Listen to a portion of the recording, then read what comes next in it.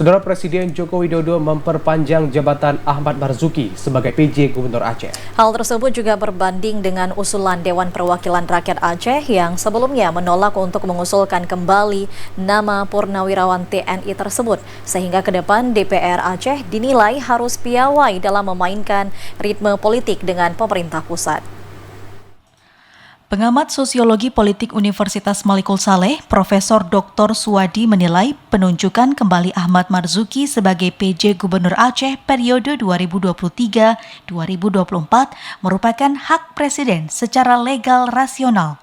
Namun di sisi lain, penunjukan tersebut berbanding terbalik dengan Dewan Perwakilan Rakyat Aceh yang menolak untuk mengusulkan kembali Purnawirawan TNI tersebut. Dirinya menilai selama ini kemampuan pemerintah Aceh dalam berdiplomasi politik masih sangat lemah.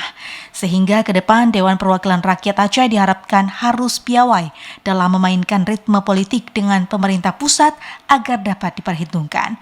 Bahkan dirinya melihat pasca perjanjian damai, diplomasi politik yang dilakukan pemerintah Aceh masih sangat kurang. Menurutnya selama ini, kinerja Ahmad Marzuki dalam memimpin Aceh sudah sangat bagus. Hal itu terlihat dari capaian yang selama ini muncul di berbagai media. Namun penunjukan kembali Ahmad Marzuki tak terlepas dari kepentingan politik pada 2024 mendatang. Ini misalnya yang diusulkan yang kemarin satu, ternyata yang dilantik lainnya bukan yang diusulkan. Nah, ini berarti kemampuan kita untuk melobi yang kurang. Politik itu kan diplomasi dalam melakukan lobby ya, kemampuan berdiplomasi. Itulah ritme politik harus kita mainkan. Kalau istilah merebut kekuasaan secara damai, yaitu kita harus mampu melakukan lobby politik. Artinya hari ini kalau ini yang terjadi berarti kemampuan lobby kita yang kurang, bargaining kita kurang, kita nggak diperhitungkan, bahasa kasar gitu.